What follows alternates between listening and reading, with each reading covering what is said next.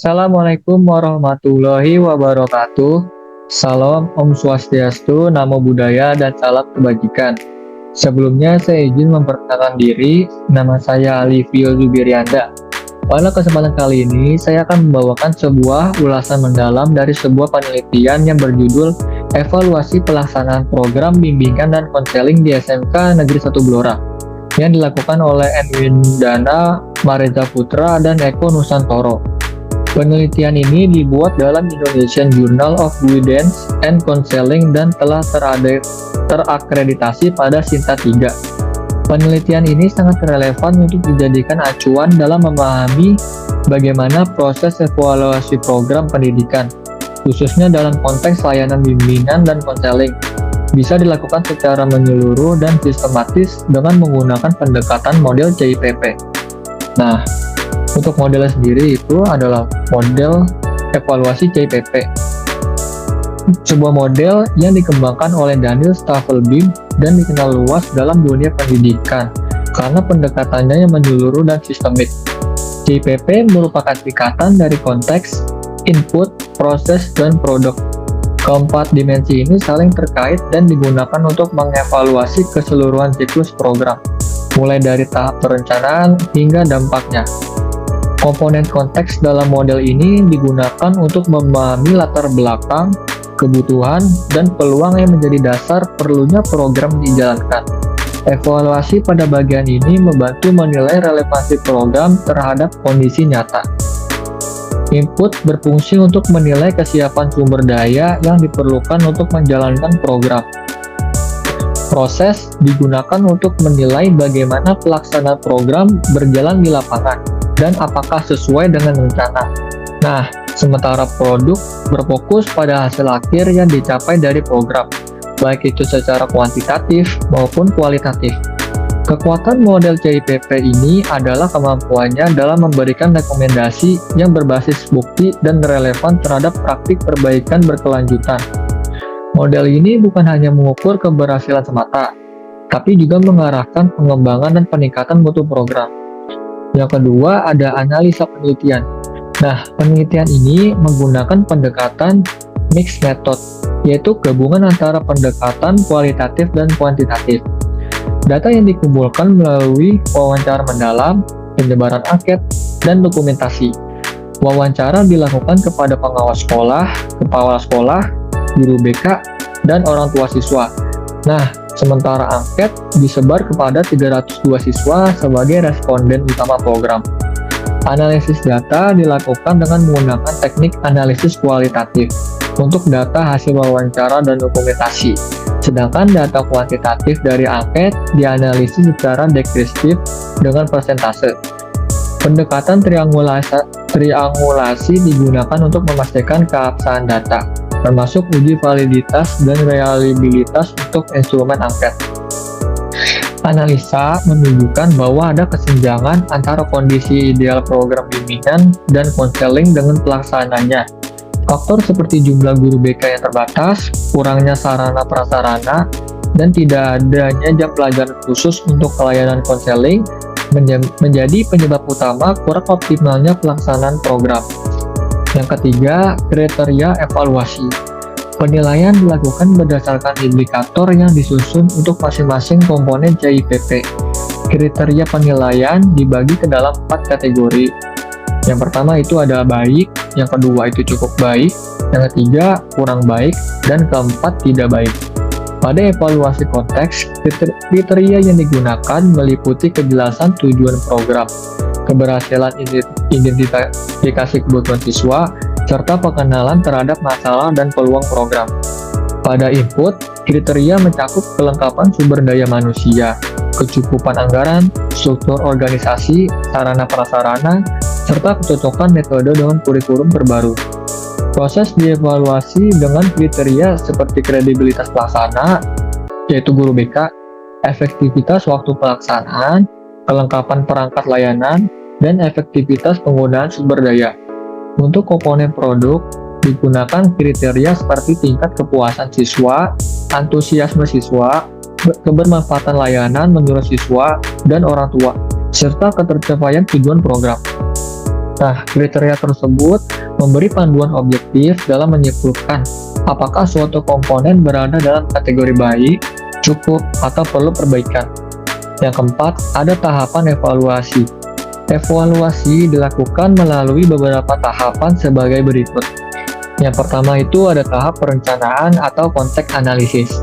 Nah, yaitu menentukan sejauh mana program bimbingan dan konseling relevan dengan kebutuhan siswa dan tujuan pendidikan nasional. Di sini dilakukan identifikasi masalah, analisis kebutuhan, serta kajian terhadap peluang dan kekuatan program. Yang kedua itu ada tahap pengorganisasian atau input analisis, yaitu mengevaluasi kesiapan sumber daya, termasuk SDM, fasilitas, dana, metode, dan struktur organisasi. Nah, tahap ini itu memastikan bahwa semua unsur pendukung tersedia sebelum program dijalankan.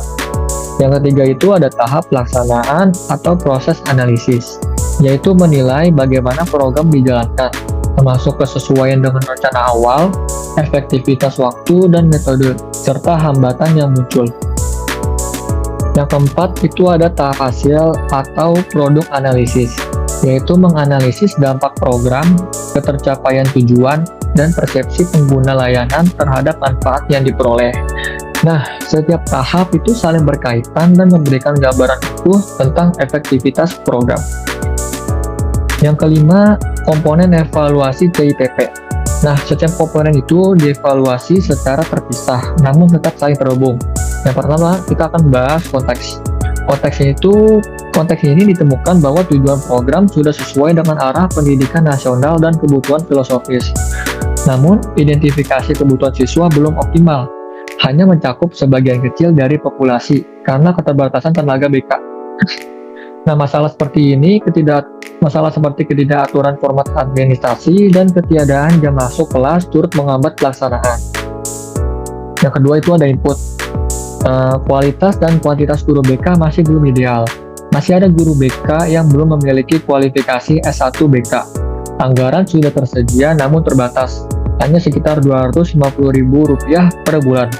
Organisasi belum optimal karena belum ada pembagian tugas yang jelas.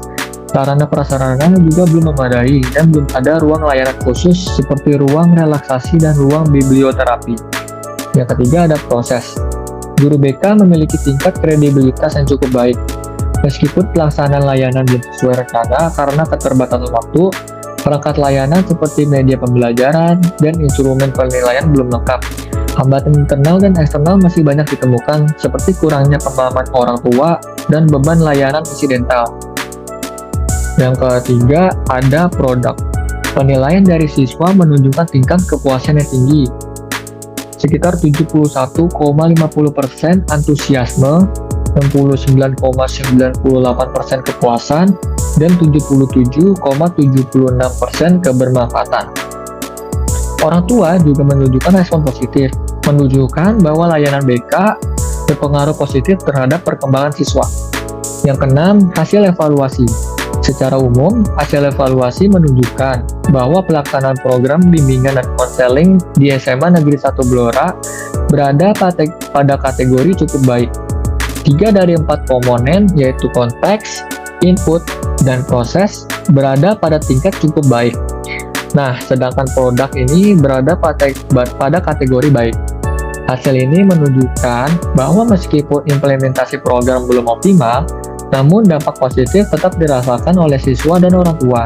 Artinya, potensi untuk mengembangkan dan menyempurnakan program masih sangat besar.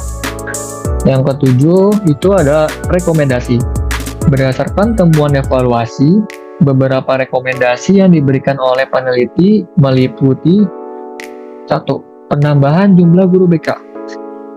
Penambahan jumlah guru BK agar distribusi siswa lebih merata dan layanan lebih personal. Idealnya itu rasio guru BK dan siswa adalah 1:150 sesuai standar nasional. Yang kedua, ada peningkatan kompetensi guru BK. Nah, peningkatan kompetensi guru BK ini melalui pelatihan metode dan pendekatan konseling modern, termasuk pelatihan penggunaan media digital. Yang ketiga, ada perbaikan sarana prasarana. Nah, perbaikan sarana prasarana seperti ruang layanan khusus dan perlengkapan instrumen identifikasi kebutuhan siswa. Yang keempat, penyesuaian metode layanan. Penyesuaian metode layanan dengan kurikulum terbaru agar layanan konseling tidak tertinggal dan tetap relevan. Yang kelima, pengalokasian jam pelajaran khusus. Pengalokasian jam pelajaran khusus ini untuk layanan BK dalam struktur kurikulum sekolah, agar pelaksanaan tidak lagi bergantung pada waktu luang atau insidental. Yang keenam, meningkatkan kerjasama dengan orang tua dan pihak sekolah lainnya. Meningkatkan kerjasama dengan kedua orang tua dan pihak sekolah lainnya itu guna membangun dukungan kolektif terhadap keberhasilan layanan konseling. Yang ketujuh, perlu adanya sistem monitoring dan evaluasi rutin.